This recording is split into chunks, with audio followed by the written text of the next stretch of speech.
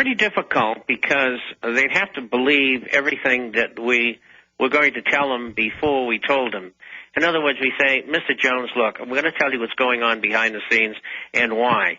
And you've got to tell us up front that you're willing to listen and you're willing to think outside the box, forget what you've heard on television and mainline radio, and you got to absorb this.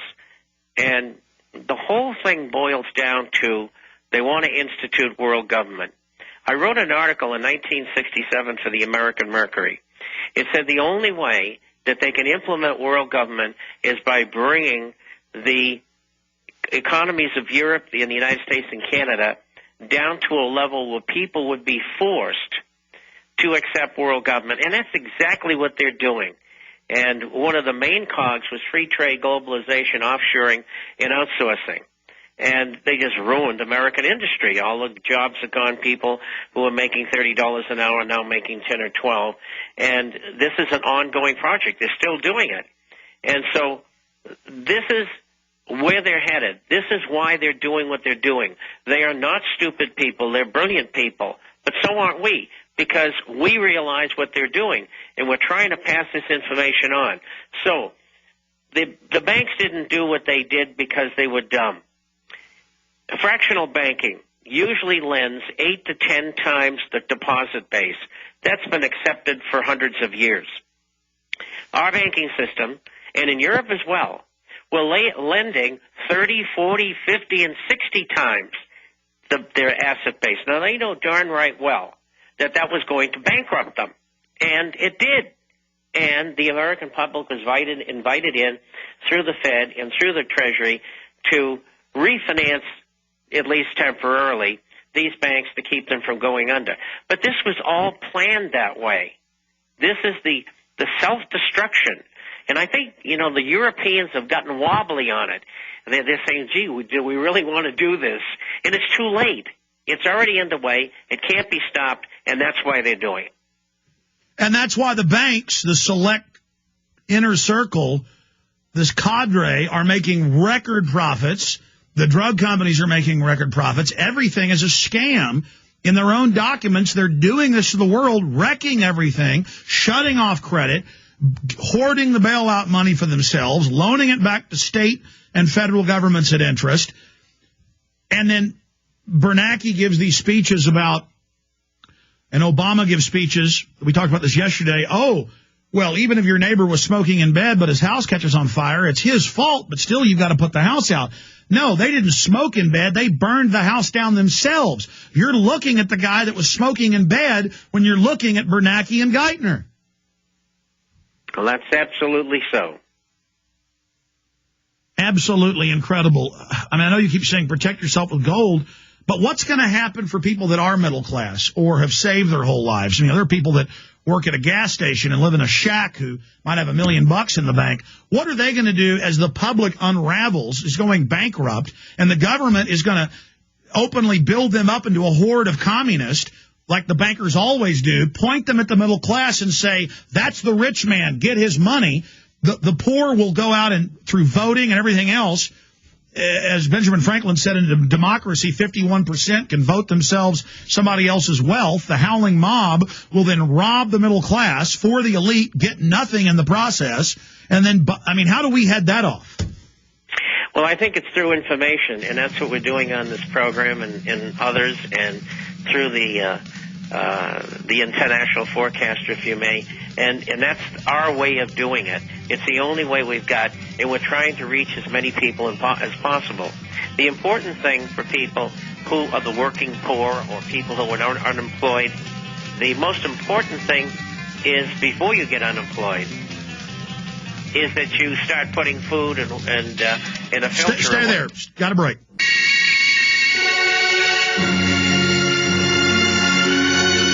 Your phone calls are coming up in just a moment at 1-800-259-9231. I want to make it clear to the listeners here that if you're just tuning in for the first time and you're saying, what are these guys talking about? Or you've never heard anything like this before.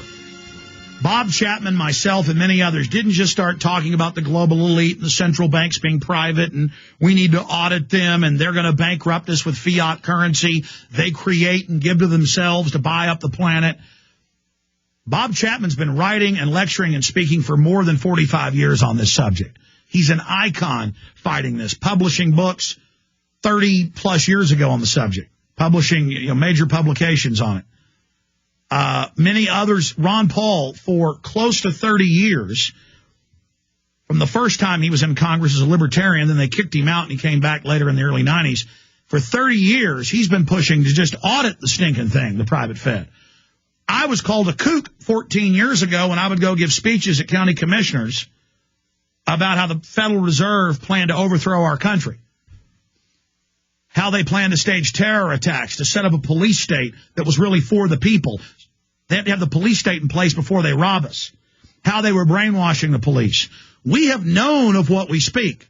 So a lot of people now are tuning in going, oh, they're just now talking about the New World Order. No, the mainstream media is starting to do that. We've been covering it forever. We were right. And I'm not bragging here.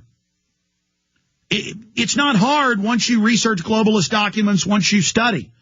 Then it becomes very annoying because this is so elementary to those of us that know it. It's like, how can you people not wake up? How can we let this continue? How can we let these criminals take over our society? How can we let them abolish our Bill of Rights and Constitution? How can we let the nanny state take control of our lives? We're going to talk to Bob Chapman about that in a moment. You can also get a free copy of his newsletter at theinternationalforecaster.com. You can also call a toll-free number on the site and get a free hard copy of it. Or you can subscribe there. Bob Chapman. I saw the interview, and verbally, the gentleman wasn't a street fighter. And as you know, Alex, as a professional, if you or I were on there, we would have cut up Mr. Matthews into small pieces. But this gentleman used to be a good gentleman, and I just think he was really taken aback by the onslaught. And I see that on CNBC. It's used very often against people like Peter Schiff, et cetera, to just make them look absolutely terrible. But the concept is fantastic. The leadership, of course, is without peer, and it's going to work. It's going to work very good. And it's something that you and I have talked about.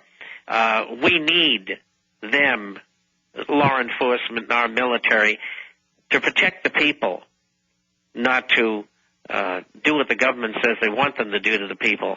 And we've said on this program that, at least I have, that if it gets nasty, we go to the military and say, hey, we're going to help you, but you got to follow, your oath, and you got to follow what you should do and not false or illegal orders. And I think, in a nutshell, that's what they're trying to do with this organization. And it is, Alex, you are absolutely right. They are terrified, because what's going to happen is anybody who understands what they're trying to say is going to want to join them and say, yes, we want to be with you as well in an auxiliary way. We're not law enforcement, but we're going to help you. And that's already happening. And then the people get together instead of dividing the people from the police and military. We come together. And my next point is, I don't want to preach at Rhodes because he's a scholar. He really knows the Constitution, top lawyer from Harvard, veteran. But he was being gentlemanly. The first thing I would have said when they were cutting me off is, Matthews, you got me here for a prop. You're afraid to let me speak. How dare you say there's not a threat from the military against the people when they're under bad leadership?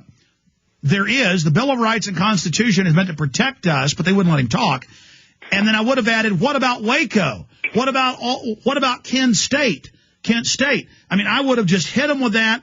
I would have pointed out to Southern Poverty Law Center, hey, how come the internal FBI files that have now been ordered released by a federal judge 2 years ago report you guys were running Elohim City and Tim McVeigh? How about you little bastard tell us what Southern Poverty Law Center really does? But again, he was a gentleman, and that's why they don't have me on Chris Matthews. That's why, though, I've taken over his TV show twice with a bullhorn, even though they tried to beat me up. It's on video. in the Obama Deception Extras. And that's why Luke Radowski's taking it over. And that's why anytime that bastard's outside, we're going to go with bullhorns and take his TV show over. He is a fraud. He gets people on, he turns their microphones down, and then he never lets them even speak. Chris Matthews is a degenerate. That says it all.